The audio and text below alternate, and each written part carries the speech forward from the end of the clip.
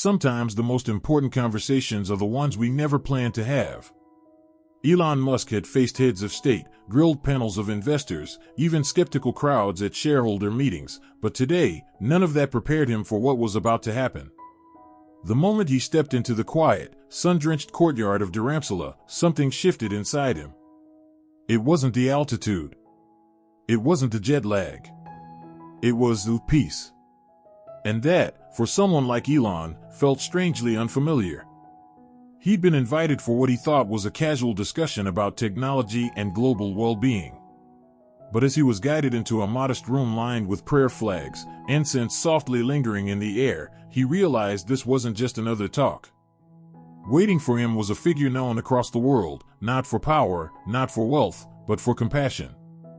The Dalai Lama stood and smiled warmly. "Mr. Musk," he said gently, offering both hands, "thank you for coming all this way." Elon hesitated for a moment, then accepted the hands, nodding politely. "It's an honor." They sat. No fanfare. No cameras. Just two people, one grounded in science and progress, the other rooted in faith and presence. The Dalai Lama looked at Elon, his eyes both kind and piercing. "You've done extraordinary things," he said. "Electric cars, space travel, AI. But tell me, Mr. Musk, what do you believe gives all of it meaning?" It was a simple question. And yet, Elon felt a strange knot form in his chest. He could have replied with a TED Talk's worth of vision. He could have spoken of interplanetary survival, clean energy, optimization of the human condition. But he didn't. "I think about that more than I admit," he said quietly. "I believe in purpose, but I don't always know where it comes from." The Dalai Lama leaned in. "So, do you believe in something greater? Something beyond equations and innovation?" Elon paused. This wasn't a boardroom. There was no pitch to win. Just a moment of truth. "I believe there's a kind of order in the universe," he began, searching for the right words. "I see beauty in physics, in the way galaxies form, and how life evolved. But I don't know if I believe in a divine being watching over us. Not in the traditional sense." The spiritual leader nodded slowly, as if expecting that. "And yet," he said, "you continue to search. That tells me, perhaps, a part of you already believes, even if your mind hasn't caught up to your heart." That hit Elon harder than he expected. Not because it was confrontational, but because it wasn't. He'd always trusted logic. Data. Test results. But there were things, like love, fear, hope, that had no algorithm. And lately, something had been gnawing at him. A sense of emptiness. Like he was building bridges to futures he wasn't even sure he wanted to cross. The Dalai Lama's voice was gentle but firm. "When we do great things without great intention, we risk losing ourselves in the process. Technology must serve humanity, not replace its soul." Elon looked away for a moment, staring at a small flickering candle on the table between them. He had never seen his work as soulless. Quite the opposite, he thought he was saving humanity. But what if, in the process of saving it, he had forgotten to truly see it? "How do you keep faith?" he asked, almost to himself. "In a world that seems to unravel more with every year?" The Dalai Lama smiled again. "Faith is not belief without doubt, Elon. It's belief despite doubt. It's waking up and choosing to see light, even when the news tells you there is none." Something softened in Elon's expression. He wasn't used to being spoken to like this, not coddled, not challenged, but invited. Invited to look beyond the realm of logic and into something much more uncertain, yet deeply human. And for the first time in a long while, he didn't have a ready answer. And that, strangely, felt okay. They sat in silence for a moment, two minds shaped by vastly different worlds, yet connected by one common truth, the search for meaning. As the afternoon light spilled across the floor, the Dalai Lama said quietly, "You're not just building machines, Elon. You're building futures. Just make sure your heart is invited into them too." Elon didn't respond right away. He didn't need to. Something had begun to shift. And although he didn't know it yet, this conversation was just the beginning of a journey that would challenge everything he thought he understood about success, about faith, and about himself.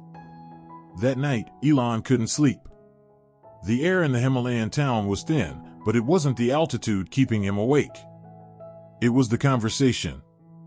He replayed every word the Dalai Lama had said, turning them over in his mind like a puzzle he couldn't solve. Make sure your heart is invited into the future you build. That line haunted him. He had spent decades designing systems, building rockets, wiring algorithms, but when was the last time he paused long enough to ask, why? Why all this striving? Why this relentless pursuit of tomorrow? The truth was, he didn't know anymore. The next morning, Elon found himself walking the narrow paths of the monastery garden.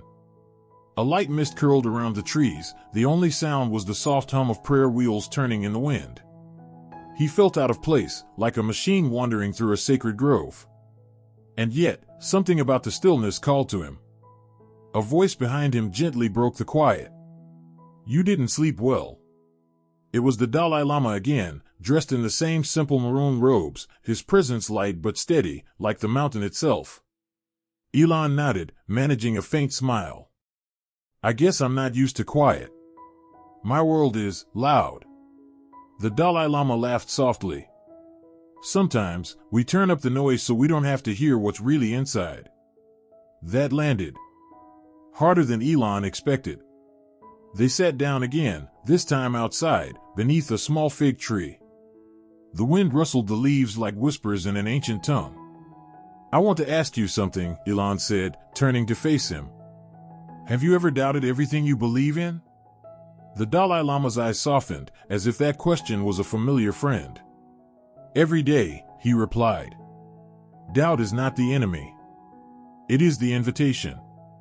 It means you are thinking, feeling, alive. Even faith needs tension, Elon. Like a bowstring. Without it, it cannot launch anything forward. Elon stared at the ground. He had built rockets to Mars, but this man spoke of launching souls. I've always believed the future could be engineered, Elon said slowly. But maybe I've only been building the outer shell. What if I've ignored the part that actually gives it meaning? The Dalai Lama didn't interrupt. He simply listened. There's this emptiness sometimes, Elon continued, his voice quieter. I reach milestone after milestone, and yet, I still feel like I'm chasing something I can't name. That is the soul's hunger, the Dalai Lama replied. And no invention, not even the most beautiful one, can feed it. Elon looked up. Then what can? The Dalai Lama paused, then gently touched his chest. Connection. Compassion. Presence. Things that require no wires, no code, no fuel. Elon laughed lightly, a hint of irony in his tone. You make it sound so easy. Oh no, the Dalai Lama smiled. It is the hardest thing in the world. Much harder than going to Mars. Because it means facing yourself. Elon went quiet again. The weight of those words settled over him like a cloak. He wasn't used to these kinds of conversations, ones without objectives, without data, without a finish line. But that was exactly why he couldn't stop listening. He glanced around at the monks in the distance, calmly going about their daily rituals. No rush. No obsession with what came next. Just being. Do you ever worry, Elon asked, that faith makes people complacent? That it stops them from innovating, from solving real problems? The Dalai Lama's expression didn't change. He simply said, real progress doesn't come from escape. It comes from alignment. When the heart and the mind walk together, that is when the world truly changes. Elon leaned back against the tree. He didn't say anything for a long while. Then, almost as if speaking to himself, he murmured, maybe I've been running so fast, I forgot to ask where I'm actually going. The Dalai Lama looked at him and said gently, then now is a beautiful time to begin. That sentence landed like a seed in Elon's mind. Begin. He didn't need to abandon who he was, or what he had built. But maybe it was time to let something new grow, something rooted not just in reason, but in reflection. As they sat there beneath the tree, two visionaries from two very different worlds, Elon began to feel something he hadn't felt in a long time. Stillness. Not silence, but a kind of knowing that didn't require proof. A kind of peace that wasn't earned, but accepted. He wasn't sure where this path would lead. But for the first time, he was willing to follow it, not because it was logical, but because it was true. The return flight was silent. Elon sat by the window of his private jet, eyes fixed on the vast clouds below, yet seeing none of them. The mountains were gone, but their echoes remained. The words of the Dalai Lama, soft, patient, piercing, kept playing in his mind like a melody he couldn't turn off. When the heart and the mind walk together, that is when the world truly changes. For the first time in years, he wasn't thinking about launch schedules or product roadmaps. Instead, he was thinking about something far more difficult to engineer. Purpose. When he landed in California, the usual flurry of activity greeted him, assistants with tablets, back-to-back meetings, media waiting outside the gate. But something in him had shifted. The chaos no longer energized him. It felt loud again. Unnecessary. That evening, he canceled his meetings. He sat alone in his study, surrounded by sketches of rockets, blueprints of neural interfaces, and models of Mars colonies. This had been his world. His everything.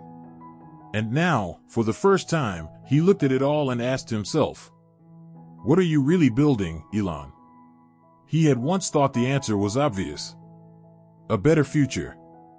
But the conversation with the Dalai Lama had cracked something open. What if a better future wasn't just about surviving as a species, but thriving as human beings? What if innovation wasn't enough, if it wasn't tethered to compassion? The thought unsettled him. And yet, it was also liberating.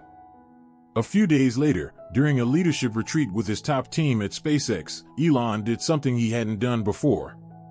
He spoke, not about payloads or propulsion, but about people. "We've always said our mission is to make life multiplanetary," he began, pacing slowly. "But I want to challenge that. What if the mission isn't just to spread humanity across the stars, but to deepen what it means to be human?" The room went quiet. Most had never seen him like this. The Elon Musk they knew was intense, brilliant, often blunt. But now he was speaking with a different tone, measured, vulnerable, even spiritual. "I'm not saying we stop innovating," he continued. "But maybe we've reached a point where our technology is outpacing our emotional evolution. We need to catch up, not in speed, but in soul." Some nodded. Others looked skeptical. His head of engineering asked, "So, what does that actually mean, Elon? Are you saying we start building temples instead of rockets?" A ripple of nervous laughter followed. But Elon smiled, not defensively, but gently. "No. I'm saying maybe we build rockets with the awareness that the people inside them carry more than oxygen and data. They carry longing, love, fear, hope. If we forget that, we're just building metal tombs on other planets." He paused. "And maybe before we colonize Mars, we need to learn how to take care of each other here." That hit harder than he expected, even for himself. He didn't want to be the man who sent people to other worlds because Earth had become too broken to fix. He wanted to be the man who helped people rediscover wonder on this one. That night, he stayed behind in the conference hall, long after the team had left. He stared at the mission statement on the wall, to make life multiplanetary. He still believed in it. But maybe now, he believed in something even bigger. To make life meaningful, wherever it was lived. A few days later, he wrote a memo to all of his companies. It didn't announce a product launch or policy change. It simply posed a question. What if our next innovation was emotional intelligence? What if our next breakthrough wasn't in hardware, but in humanity? What if we started measuring success not only by what we create, but by how it helps people connect to each other and to something greater than themselves? The memo went viral inside the company. Some dismissed it as a phase.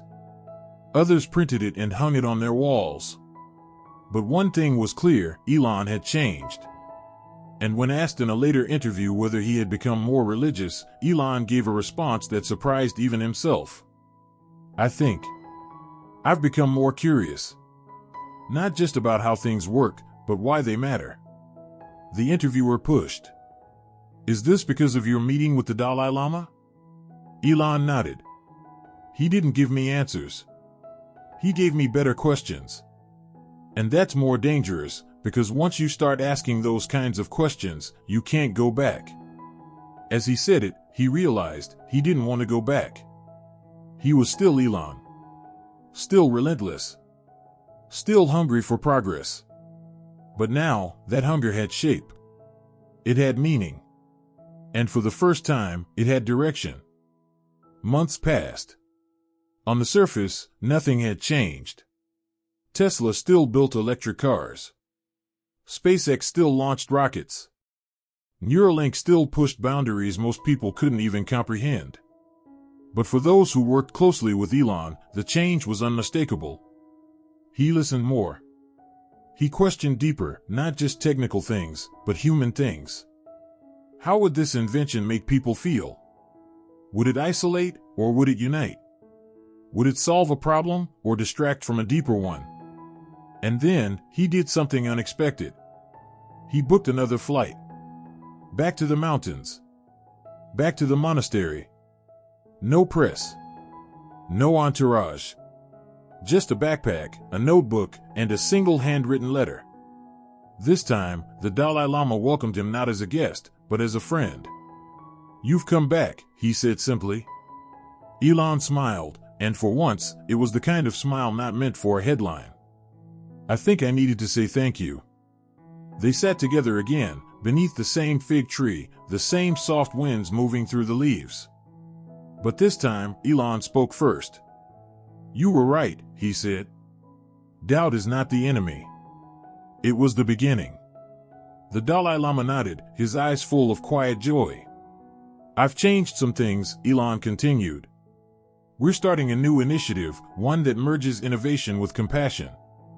Projects that serve the underserved. Tech designed not for growth, but for healing. We're building shelters that are energy efficient, clinics that run on clean power, and tools to help people connect in more human ways." He paused. "And not just on Earth. Even on Mars, if we get there, we'll build with soul." The Dalai Lama's eyes sparkled. "That is a future worth building." Then, Elon pulled out the letter from his pocket.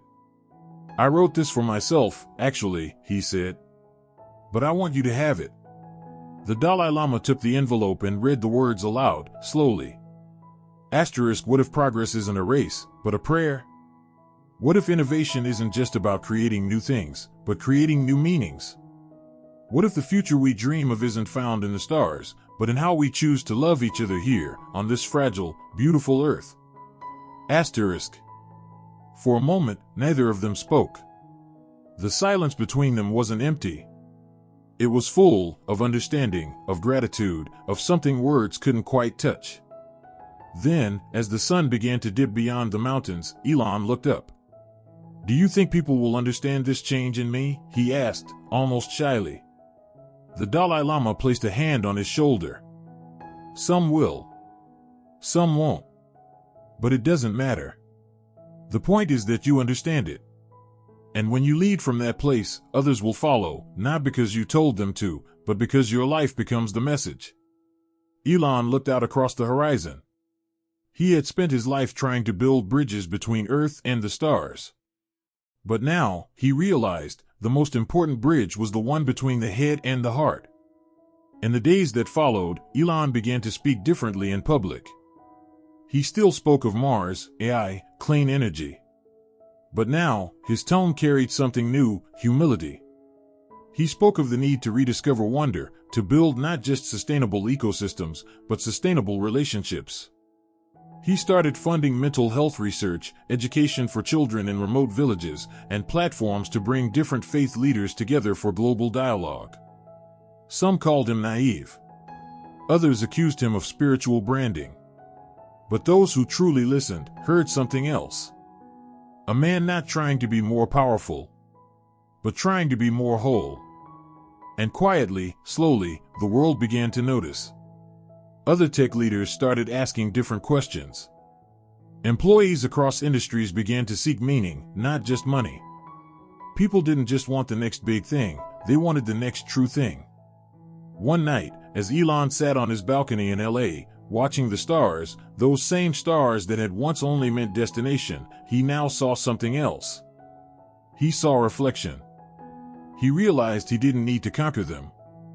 He just needed to understand why he had wanted to reach them in the first place. And deep down, maybe it wasn't to escape Earth.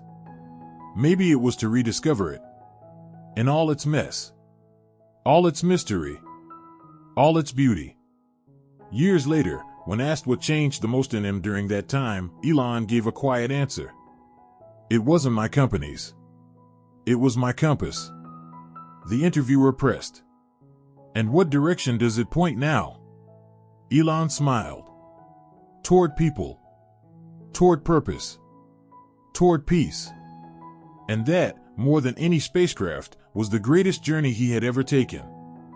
This isn't just a story about a conversation between Elon Musk and the Dalai Lama. It's about a collision and a fusion between two worlds, relentless innovation and timeless wisdom. Elon, a man who has built machines to reach other planets, realizes there is one place he has never fully explored, his own heart. Through the Dalai Lama's quiet questions and unwavering presence, Elon begins to see that progress without purpose is incomplete. That innovation without compassion is hollow. That perhaps, before saving the world, we must understand our place within it. This story is a reminder that success doesn't always mean acceleration. That sometimes, to move forward, we must first go inward. And that the future we dream of is not only about where we're going, but who we're becoming. It's a call for a new kind of progress, one that's not just powered by technology, but guided by the soul. You're building. You're striving. You're holding it all together. But somewhere along the way, ask yourself, what am I really building? Is my success fulfilling or just exhausting? Remember, it's not about slowing down. It's about aligning. Aligning your goals with your values. Your pace with your peace. Your mind with your heart. Because the future doesn't just need your talent. It needs your truth.